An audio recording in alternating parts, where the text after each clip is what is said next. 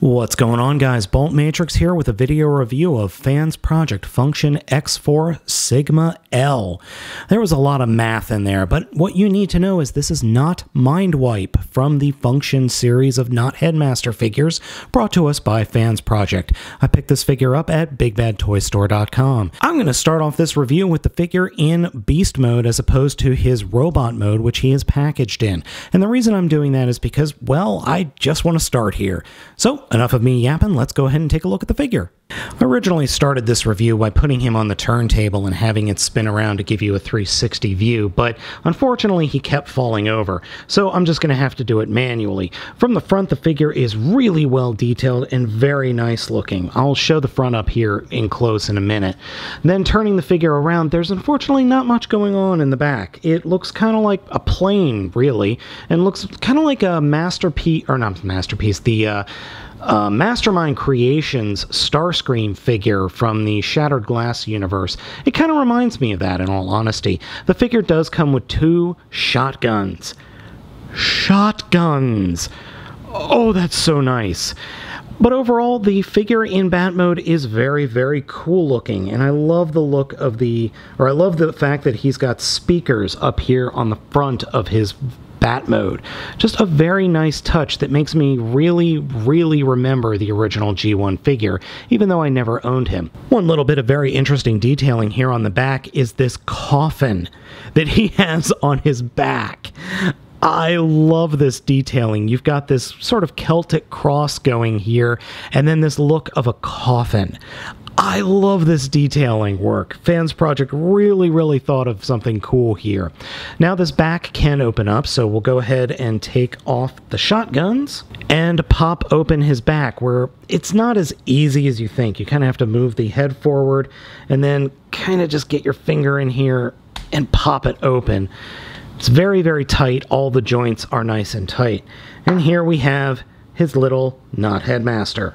So the Headmaster makes me think of one single phrase: I'm Batman.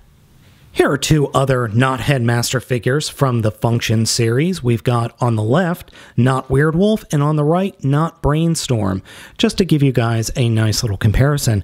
I swear I have the not Chrome Dome figure around here somewhere, but for the life of me, I cannot find it. So if I can't find it, I can't compare it. Anyway, I just wanted to give you guys this quick little comparison. The Headmaster's transformation is exactly the same as all the others. Put the arms straight down, take the legs and fold them up and flip them up into the chest, and then flip down the head/visor. And there we go. That was the transformation. Very nice head sculpt. Taking a closer look at the Bat mode up close, we're going to see a lot of really nice detailing and mold work on FansProject's part. They did a really good job with this figure, and they continue to do a fantastic job with the entirety of the Function line. I really like this Bat mode. Is it going to be everybody's cup of tea? No, but I adore this Bat mode. It's just really something nice and unique. The mouth does open, and it looks like he's got a little bit of a blaster inside there, though I don't remember the original G1 figure ever having something like that. His ears are even molded very well, and the inside of his wings are molded equally well. It's just a fantastic Bat mode. The only problem I have with the Bat mode, it has a little bit of difficulty standing up straight. Not a huge deal, just something I thought I'd point out. The transformation into robot mode is a little bit complicated, but not what I would consider hard. You do have to be a little bit careful, though, because I keep feeling like I'm going to break the connectors on the wings, which we'll talk about in a little bit. To start with, what we're going to do is turn the figure around, push the beast head forward, just like we did to reveal or open the casket, and flip out the back parts all the way. Then what we're going to do is turn the figure back around to the front and disconnect the side speakers from the top speakers and from the rest of the body. So we'll just unpeg those and flip them out. Then turn the figure back around to the back of the figure, and this is where things get a little weird. You can see that the legs are collapsed up to the side of the figure. So you want to straighten the legs out and then flip them around and then continue to fold the legs all the way out. So pull the leg out, flip the whole section around so that we get the hips pointing down, and then flip the legs all the way out. And then we will take the feet of the bat and fold them, I'm sorry, not down, but up. And then take the feet and flip the bat feet and flip them into the legs. And you need to make sure that they are fully collapsed and they will snap into place. So do that and then fold them up into the lower leg or lower robot legs. When we do that, we can then turn the section or the bottom section 180 degrees so the speaker sections are pointing towards the forward part of the bat mode. Come to the back, flip down the robot feet, and then collapse the leg section in on the double hinge. And it does take a little bit of effort to get the double hinge to bend correctly. And then it should snap shut. And you just kind of have to fiddle with it until you can get everything snapped into place.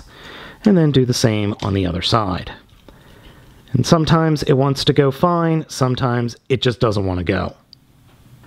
Once you get everything closed up, which is done by making sure that this tab sticking out just behind the speaker slides into the green section here, and I always have trouble doing this. You take the speaker section and make sure that they're turned towards inside what the legs should be, so that we have the green and black and purple casket parts sticking forward, with the feet pointing forward as well. Next up is the torso, and the thing we need to realize about the torso is the wings are going to be fully extended in robot mode. So for that, we're going to actually turn the figure such that we can get a good look at the arms. Now the arms, robot arms, are folded up here. So what I like to do is just fold the wings out of the way and then unpeg the arms for what was the top of the bat shoulder, fold them down and extend them, and then turn them around to face forward. And then we can take the wings and fold them so that they're pointing, the back of the wings are pointing to the back of the robot mode. And just do the same for the other side. Put the speaker all the way up to the pointing to the sky, fold the bat wings out of the way, fold out the robot mode, or robot arms, turn them so that the inner part of the elbow is facing forward, and then flip the bat mode wings back to the top of the shoulders. Then for the bat head, fold the wings down in front of the eye, or I'm sorry, the ears in front of the eyes, push the head so that it's pointing straight up, and then take the whole section and bring it forward to form the chest. And then we drop down the robot head and peg it into place. Guys, I'm going to be flat out honest. This thing is freaking awesome. He has over a foot-wide wingspan. I wish the wings could fold up a little better, but you know what? I really don't care all that much. He looks like an evil shotgun-toting robotic Batman. There is nothing wrong with this in this mode, aesthetically. He's a fantastic-looking figure. I think this is probably one of the best figures that FansProject has ever made. It just looks amazing. Out of all the Function X figures, he is by far my favorite, next to Not Chrome Dome. Not Mindwipe here is awesome. I don't know what else I could tell you other than it's really, really nice. It holds together well. It looks really cool. Yeah, the wings are a little bit much, but that's fine for me. I've got the space for it. And it just overall looks bad arse. Okay, badass. It looks badass. This is a fantastic figure that deserves to be in your collection. And I can't think of just any other Headmaster-esque figure that actually tops it. I'm just smitten with this guy. Even though I absolutely adore this figure, it does have one bit of a quality control issue that I'm not totally sure how or what is causing it. Specifically, the issue that I have is this hip, the crotch area, is very loose, and not so loose that I'm going to tell you that it's absolutely horrible, but loose enough that I'm a little bit concerned, because the torso spins a little bit too easily, and even though there are ratchets in the legs here, the hip ratchets aren't that strong. It's not requiring a lot of force to really move it back and forth. He does have in and out ratchets that are fine, but the forward and back movement on the ratchets are a little bit too loose for my taste and comfort, and in all honesty. I do worry about the longevity of this crotch. And I never thought I would utter those words. Sigma L possesses 26 points of articulation, and that does include the 2 points of articulation for the wings. So you could get a variety of poses, but due to the little looseness of the hips and the weight that the wings cause, you're going to have some problems, or he is going to have some limited posability. I did not count the joints here, the 3 joints in the actual wings for the points of articulation, because overall it doesn't really affect the figure's posing. The weight affects it.